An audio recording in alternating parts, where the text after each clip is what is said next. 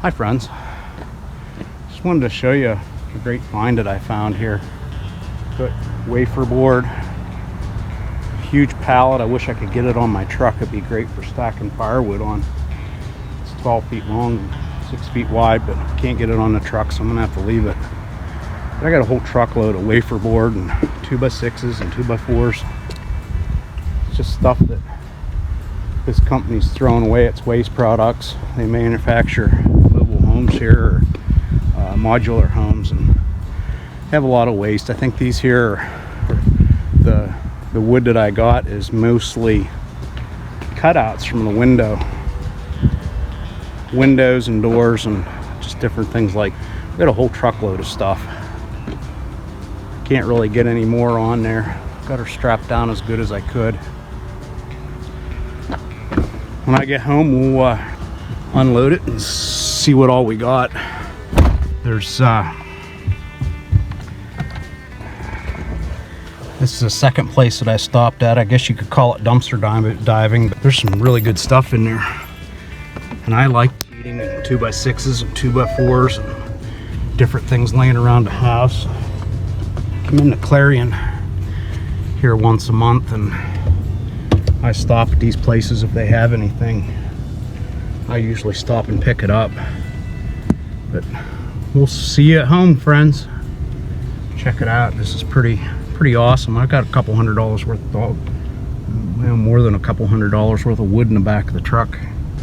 And it's too bad I couldn't get the rest of that. Geezers.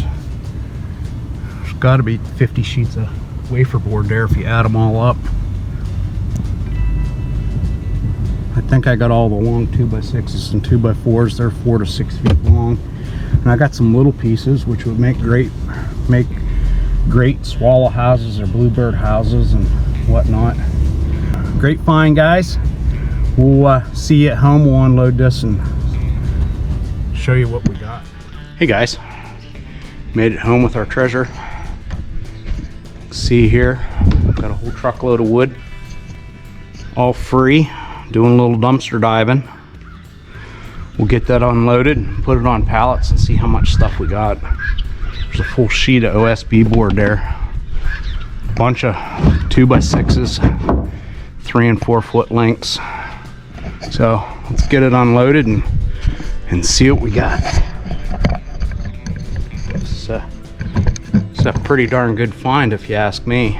It's always handy to have sheeting and wood around the farm.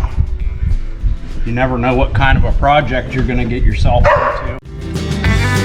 We only had one little mishap on our way home. We was going up a hill and they put culvert pipes in the road going up a hill, and I hit those bumps and knocked the load loose, and 5 sheets of wafer board or OSB board fell off, and had to stop and pick those up and readjust the strapping. Let's get a couple pallets. Out. We got lots of good stuff here. Here's a nice little piece.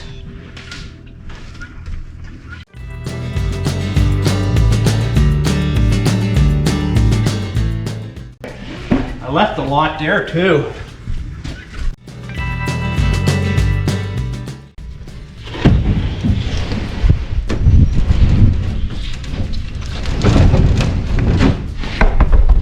This here's a full sheet of OSB board. There's just a little hole in it here. That's all right, we can use it for something. This is a piece of tongue and groove 3/4 inch flooring. This here's pretty well on to 3/4 of a sheet of OSB board. It's painted blue. I believe this is what they use in bathrooms. I'm not sure.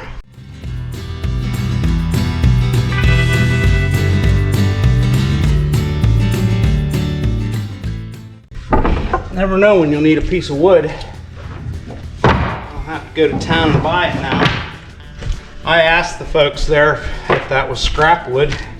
They told me to help myself. I was kind of wishing I had a bigger truck.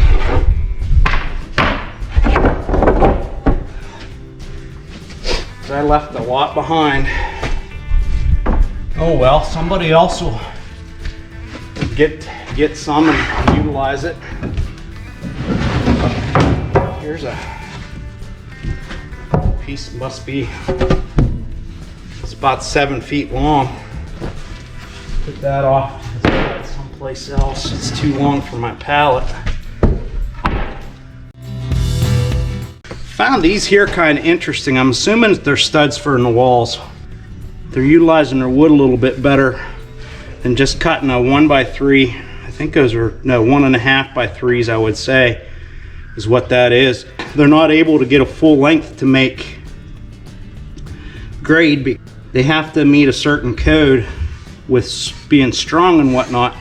So they're cutting the knots and the bad spots out and splicing them together with these little finger joints. I thought that was kind of interesting, how they're utilizing the wood a little longer. It says it's hemlock fir. It's been kiln dried, and they're actually 1 7/16 by 2 7/16, and they're studs. Imagine they're interior studs. Here's what that little finger joint looks like. I'm assuming they probably have a machine that puts that finger joint in there, and then they put another piece in there with glue. What am I trying to just, we got one of these little thingies on our truck. Actually works pretty good. All muddy. I'm trying not to stand on the wood. It's a little easier to get in and out of the truck.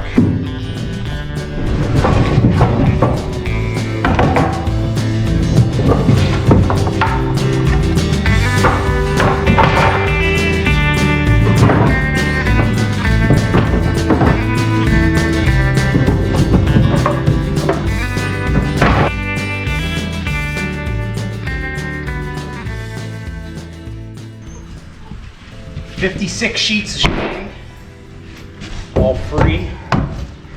Now we got a lot of 2x6s. I'm not going to count them.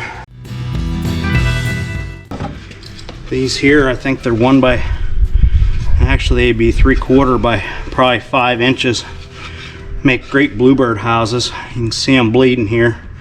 Poked my finger.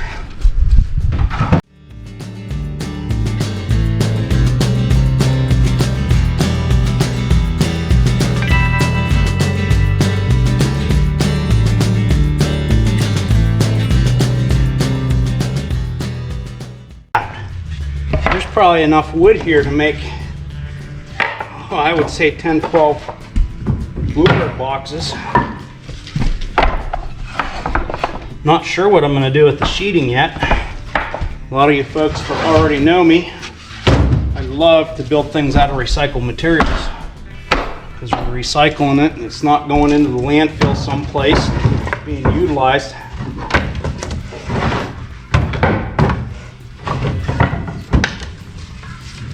Like my son used to always say when he was a little boy, he's growing up, seen him in some of the videos. When he was 3 and 4 years old and just learning how to talk, he used to watch Bob the Builder on TV a lot. And he'd see me throw a little 1 or 2 inch piece of wood away, which I didn't have a use for it, but he used to always remind me that Bob the Builder used to say, reuse, recycle, and resave. And it's kind of fun having this stuff around to reuse, recycle, and resave, because it kind of opens the mind up, opens your mind up to different way of looking at things.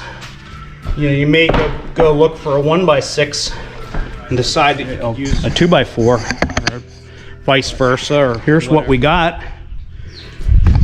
I didn't count all the 2x6s. There's 2 7-footers there. They each got a hole drilled into them. I'm assuming that was for wiring. But that's all right. We'll still use them for something. Always use wood around the farm. I don't have to go no place to pick it up now, but that's a pretty good stack there. And I don't know how many bluebird houses we got there. We got a ton of them. I get time, that's what we're gonna do with them. And then we have that whole stack of sheeting, and I'll show you another haul that I made. This here's stuff that I've got at another time. I think I added 4 sheets to this today because I don't have room for full sheets on my pallet. I got that there a couple months ago. I guess maybe 3 months ago I got that, and doggone, I've been using pieces. I had a whole stack of 1x6s there. There must have been 30 of them. They're stacked up pretty high, and you can see I got 2 left. So we're using it up for little projects here and there. You never know what you're going to need them for. I don't know what I'm going to use that sheeting for, but if you have any wonderful, great ideas, post in the comment section below. I was thinking, and I don't know if any of you guys have any out there, but I was thinking maybe a bat condo or something like that. It takes 65, I think a bat condo takes like 65 half sheets of plywood. And I don't know if maybe I can use this for a bat condo. Maybe some other sort of a box. I'd love to have a barn owl box. I just haven't got it built yet. And I've been hesitant to do a barn owl box, but I think I'm gonna do it anyhow. I talked to the Pennsylvania Game Commission biologist, and she said there wasn't any in this area. Maybe we can attract them and get some barn owls. Things that I'd like to discuss with you on video ideas, and maybe you could leave me some feedback in the comment section below. Number 1 is do a series of videos on welding. It seems like, I have many farmers come in here. They have welders and welding rods and different things, and they say they just can't weld, but welding's not really difficult if you just apply the principles to it. And I thought maybe I could do a series video on learning how to arc weld. And ladies, you can learn too. Some of the best welders I've welded beside have been ladies. So I have a 2.5-year-old mule that hasn't had a saddle on him yet. I'd like to do a series of videos on saddle breaking a young mule. I tried doing it with another mule I had. I saddled her, put her in the round pen. I rode her around in the round pen 4 times, and I took her out on the trail, and she really hasn't done anything that has been made any major issues or made any great videos. So she was pretty easy to break. It was good for me, but not good for video purposes. There is 2 things that she needs work on. She's a little ear shy, and she's a little bit afraid of water, and I can do videos on that, teaching them how to cross water and work with the ear shyness thing. Just because it's a mule, the same principles apply to horse training. Mule training is a little different from horse training. Anything you can do with a mule, you can do with a horse, but you can't necessarily, if you're, in some of the training techniques with a horse, you can't necessarily do it with a mule. And it's just the way the mules are. It comes from the donkey side. Everybody thinks that they're stubborn and dumb and different things like that. And I've had lots of things. You need to hit them between the ears of the 2 before you take them out. That's not necessarily true. If you abuse those animals, they're going to hold that grudge for the rest of their life, and they're going to get even with you. It's mainly a psychological thing when it comes to training a mule. Might be something interesting for you. Another set of videos that I'd like to do is maybe do a series of trail cam videos, maybe like 4 videos throughout the year where we set our trail cams out and get different footage. And keep a secret, don't tell Scout, but I have 3 sheep coming here in April. We purchased 3 lambs. I'm going to try and do a little bit of formal training with Scout, so it's going to be a learning process for me as well as him. I've never formally trained a sheepdog to do what they do in the field trials and different things, but I thought it would be fun and make great video. Is raising hogs outside through the summertime. I don't care if you're raising 1 hog or raising 50 hogs. I can walk you through that process on how to do it and get those hogs finished out in 5 to 6 months. And we do it in a rotational grazing system.